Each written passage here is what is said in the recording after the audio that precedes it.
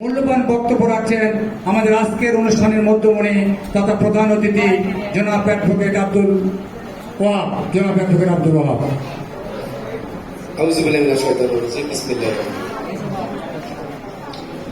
শিবগঞ্জ ফাজিল মাদ্রাসা দাখিল পরীক্ষার্থীর বিদায় অনুষ্ঠান এবং অত্র প্রতিষ্ঠানে একজন শিক্ষক, একজন চতুর্থ শ্রেণীর কর্মচারী বিদায় অনুষ্ঠানের সম্মানিত সভাপতি উপস্থিত আছেন। আমার শিবগঞ্জ উপজেলা বিএনপির সহসভাপতি, বিশিষ্ট বীর মুক্তিযোদ্ধা ইদ্রিস আলী ভাই উপস্থিত আছেন। আমাদের যুব দলের শিবগঞ্জ উপজেলা যুব দলের আগামী যিনি এই শিবগঞ্জ পৌরসভা মেয়রের নির্বাচন করে মেয়র পৌরসভার নেতৃত্ব দিতে যাচ্ছেন সেই যুব নেতা খালেদ হাসান আরমান উপস্থিত আছেন। পৌর বিএনপি সহসভাপতি লুৎফর রহমান, মৎস্যজীবী সভাপতি রফিকুল ইসলাম উপস্থিত আছেন। আমাদের আলিগ্রাম মাদ্রাসা আলিয়াঘাট মাদ্রাসা প্রিন্সিপাল আব্দুল সালাম ভাই উপস্থিত আছেন। বিদ্যুৎসাহী সদস্য এবং পৌর যুব দলের সেক্রেটারি মেহেদি হাসান তোমাল, অভিভাবক সদস্যবৃন্দ, শিক্ষক বিন্দু, আমার সামনে শিক্ষক শিক্ষিকা বিন্দু, শিক্ষিকা উপস্থিত আমার অত্র প্রতিষ্ঠানের ছাত্রছাত্রী সবার প্রতি রইল আমার সালাম, আসসালামু আলাইকুম। আসলে বিদায়ের মুহূর্তে হয়তো যারা বিদায় নিচ্ছে তাদের মন খারাপ, যারা বিদায় নিচ্ছে তাদেরও মন খারাপ, কিন্তু এই বিদায় সেই বিদায় না। এই বিদায় যারা নিচ্ছে তাদের জীবনের ভবিষ্যৎ উজ্জ্বল করার জন্য, তাদের লক্ষ্য এবং উদ্দেশ্য সঠিকভাবে বাস্তবায়ন করার জন্য এই বিদায়। এই বিদায় মানে ওই যে অবসরে যারা গেল তাদের মতন বিদায় না। তাদেরকে ছাত্রছাত্রী যারা বিদায় নিচ্ছে তাদেরকে আগামী দিনে আরো উজ্জ্বল ভবিষ্যতের জন্য ভালো ফলাফল করে শিবগঞ্জ তথা এই মাদ্রাসার মুখ উজ্জ্বল করতে হবে। সেই বিদায় ওরা আরো ভালো জায়গায় যাওয়া যেন আমাদের সুনাম অর্জন করতে পারে, আমাদের মুখ উজ্জ্বল করতে পারে, শিবগঞ্জ তথা গোটা শিবগঞ্জ উপজেলার মুখ উজ্জ্বল করতে পারে বড় বড় জায়গায় বসে। সেই জন্য ওদেরকে আমরা সবাই দোয়া করব এবং তারাও যেন ভালো জায়গায় যাওয়ার জন্য নিয়মিত লেখাপড়া করে নিজের নৈতিকতা আদর্শের মধ্যে চলাফেরা করে যেন ভালো জায়গায় যেতে পারে সেই চেষ্টা থেকে তাকে করতে হবে। আর যে সকল ভাই অত্র মাদ্রাসায় দীর্ঘদিন জড়িত ছিল, দুই ভাই প্রত্যেকটা ইট মনে হয় তাদের সাথে জড়িয়েছিল, এই জায়গা থেকে যে বিদায় নিচ্ছে এটা শেষ বিদায় না।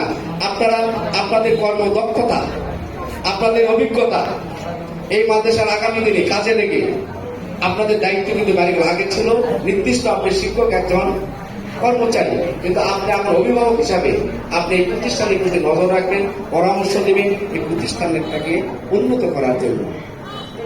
আমি গতকালকে হঠাৎ করে চিঠি পেয়েছি আপনাদের আরবি বিশ্ববিদ্যালয়ের ভিসি মহোদয়ের কাছ থেকে। পাওয়ার পরে আমি আমার যেহেতু রাজনৈতিক গুরু, আমাদের এলাকার মন্ত্রী মীর শাহ আলম ভাইকে ফোন দিলে আমাদের চিঠি পেয়েছে, তখন বলো কালকে যারা মিটিং করো, মিটিং করে তুমি প্রয়োজনীয় পদক্ষেপগুলো না। ওই জন্য আজকে আসে দেখে আপনাদের বিদায় অনুষ্ঠান। এই বিদায় অনুষ্ঠানের কথা জানতাম না। তো যাই হোক, বগুড়া জেলাকে বিগত 17টি বছর একটা ফাঁসিবাদী সরকার শিক্ষার দিক থেকে সর্বদিক থেকে পিছিয়ে ছিল। ওই জন্য বাংলাদেশ গণপ্রজাতন্ত্রী বাংলাদেশ সরকারের মাননীয় প্রধানমন্ত্রী যেহেতু তার বগুড়া বাড়ি, বগুড়াকে একটা শিক্ষা নগরী হিসাবে গড়ে তোলার জন্য উনি কাজ হাতে নিয়েছে। ওই জন্য আমাদের শিবগঞ্জের গর্ব, আমাদের শিবগঞ্জের মাটির মানুষের নেতা আমাদের মন্ত্রী মহোদয় মীর শাহ আলমকে দায়িত্ব দেওয়া হয়েছে শিবগঞ্জ বগুড়া জেলার যেন শিক্ষার মান কিভাবে উন্নয়ন করা যায় সেই জন্য তিনি তাকে দায়িত্ব অর্পণ করেছে। ওই জন্য গত কয়েকদিন আগে আপনারা অনেকে হয়তো গিয়েছিলেন মমইনি প্রত্যেকটা শিক্ষা প্রতিষ্ঠানের প্রধানদেরকে নিয়ে একটা শিক্ষার কিভাবে মান উন্নয়ন করা যায় এইভাবে কর্মকাণ্ড হাতে নিয়েছে।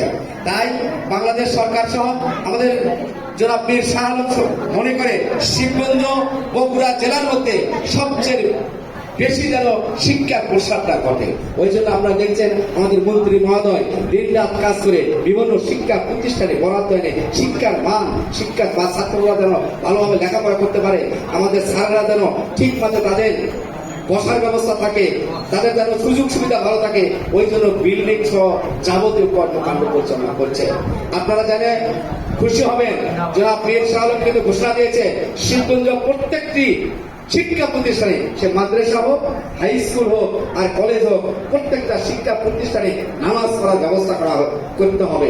ওই জন্য আমাদের কিন্তু আজকের যে শিক্ষা কমিটি আছে, ওইটি বিভিন্ন স্কুলে গিয়ে প্রতিষ্ঠানে গিয়ে নজর দেখাশোনা করছে কোন প্রতিষ্ঠানে নামাজের জায়গা আছে আর কোন প্রতিষ্ঠানে নামাজের জায়গা নেই। আমাদের মন্ত্রী মহোদয় 5 লক্ষ টাকা করে প্রত্যেক প্রতিষ্ঠানে গিয়ে আপাতত তিনি সামনে তুলেও যেন নামাজ পড়ার ব্যবস্থা করে। কারণ আমাদের ছাত্রছাত্রীকে শুধু পাঠ্য পুস্তক দিয়ে লেখাপড়া করলে শেখাতে হবে না, নৈতিকতা সকল বিষয়ে তাদেরকে জ্ঞান দিতে হবে। তাহলে আগামী সমাজটা হবে সুন্দর একটা সমাজ, যে সমাজ আমরা চাই।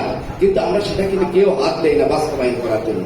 আমাদের মন্ত্রী মহোদয় প্রধানমন্ত্রীর সহযোগিতায় উনি কিন্তু সেগুলো শিক্ষণ করতে চাচ্ছে, আমরা তাকে সহযোগিতা করব। পাশাপাশি যেহেতু আপনাদের প্রতিষ্ঠানে আমি নতুন এসেছি, আপনাদের সাথে কথা বলে এই প্রতিষ্ঠানে শিক্ষার মান উন্নয়নের জন্য, আপনাদের সুযোগ সুবিধার জন্য, এই প্রতিষ্ঠানটাকে আরো উন্নতি করার জন্য, শুধু আপনাদের এই মানবিক শিক্ষার সায়েন্সের মধ্যে থাকবে না, কারিগরি শিক্ষাকে কিভাবে আরো উন্নতি করা যায়, আমাদের বেকার ছেলে পেলে এখানে কারিগরি শিক্ষা অর্জন করে কিভাবে আমাদের সমাজকে কিছু উপহার দিতে পারে, সেই জন্য আপনাদের সাথে আমি কথা বলে যা প্রয়োজনীয় ব্যবস্থা নেওয়া, মন্ত্রী মহোদয়ের সাথে কথা বলে প্রতিষ্ঠানের জন্য আমরা কাজ করে যাব। পরিশেষে কে কোন দল করেন এটা মনের ভিতর থাকবে।